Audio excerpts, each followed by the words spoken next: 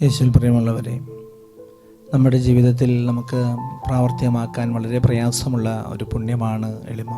നമുക്കതിനെക്കുറിച്ച് അല്പം കൂടി നമുക്ക് ധ്യാനിക്കാം. ഒരിക്കൽ വിശുദ്ധ മക്കാരിയൂസിൻ്റെ അടുത്ത് ചെകുത്താൻ വന്നിട്ട് പറഞ്ഞു, നീ ചെയ്യുന്നത് പോലെ എനിക്ക് ഉപവസിക്കാൻ സാധിക്കും. നീ ചെയ്യുന്നത് പോലെ ചില ഭക്ഷണങ്ങൾ എനിക്ക് വേണ്ടാന്ന് വയ്ക്കാനും സാധിക്കും. ഉറക്കമൊളിച്ചിരുന്ന് ജാഗരണതയോടെ ഇരിക്കാനും എനിക്ക് സാധിക്കും. ഞാനും ഉറങ്ങാറില്ല. പക്ഷെ നീ ചെയ്യുന്ന ഒരു കാര്യം മാത്രം ചെയ്യാൻ എനിക്ക് സാധിക്കില്ല. എന്താണ് എന്ന് ഈ മക്കാരിയൂസ് ഈ ചെകുത്താനോട് ചോദിക്കുകയാണ്. ഈ ചെകുത്താൻ പറയുകയാണ്, എളിമപ്പെടൽ. തിന്മയ്ക്ക് അസാധ്യവും നന്മയ്ക്ക് ആവശ്യവുമായ അടിസ്ഥാന പുണ്യമാണ് എളിമ. അപ്പം നമ്മുടെ ജീവിതത്തിൽ പ്രിയമുള്ളവരെ, വലിയ കാര്യങ്ങളൊക്കെ ചെയ്യാൻ നമുക്ക് എളുപ്പമായിരിക്കും. പക്ഷേ ഈ എളിമ എന്ന പുണ്യം അഭ്യസിക്കാൻ അത്രയ്ക്കും പ്രയാസകരമാണ്. പിശാച് പോലും തോറ്റുപോകുന്ന ഒരു സ്ഥലമാണ് മനുഷ്യൻ്റെ എളിമയുടെ മുൻപിൽ.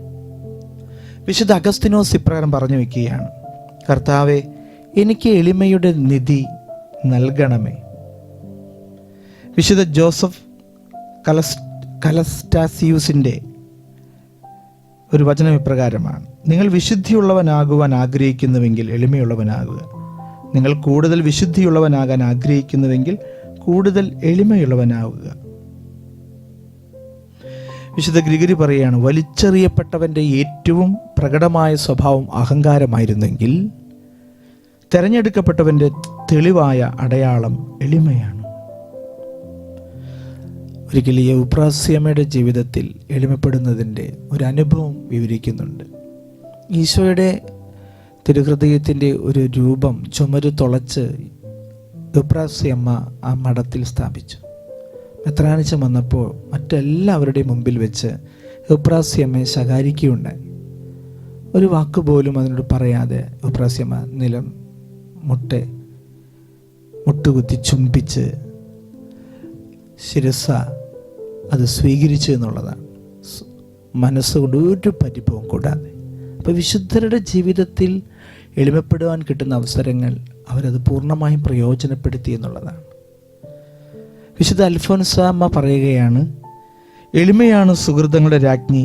എളിമപ്പെടാൻ ലഭിക്കുന്ന ഏതൊരവസരവും വലിയ ഭാഗ്യമായി ഞാൻ കരുതുന്നു.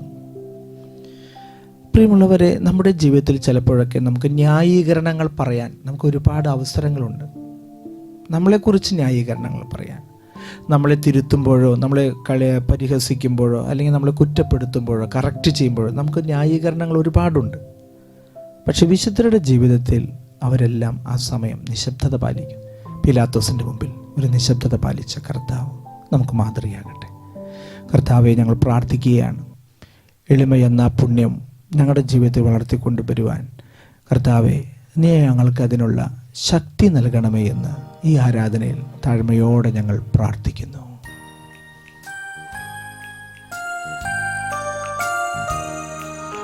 നീയൻ ഹൃത്തിൽ നിൻ സിംഹാസനത്തെ സ്നേഹമോടുടൻ സ്ഥാപിച്ചിടേണം.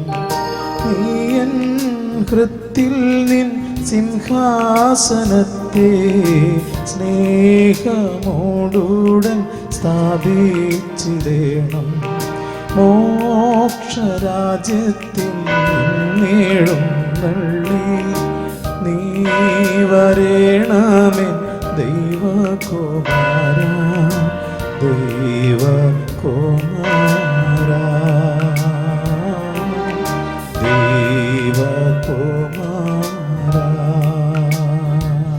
പരിശുദ്ധ പരമദിവ്യ കാരുണ്യത്തിന് ആരാധനയും സ്തുതിയും പുകഴ്ചയുണ്ടായിരിക്കട്ടെ. പരിശുദ്ധ പരമദിവ്യ കാരുണ്യത്തിന് ആരാധനയും സ്തുതിയും പുകഴ്ചയുണ്ടായിരിക്കട്ടെ. പരിശുദ്ധ പരമദിവ്യ കാരുണ്യത്തിന് ആരാധനയും സ്തുതിയും പുകഴ്ചയുണ്ടായിരിക്കട്ടെ.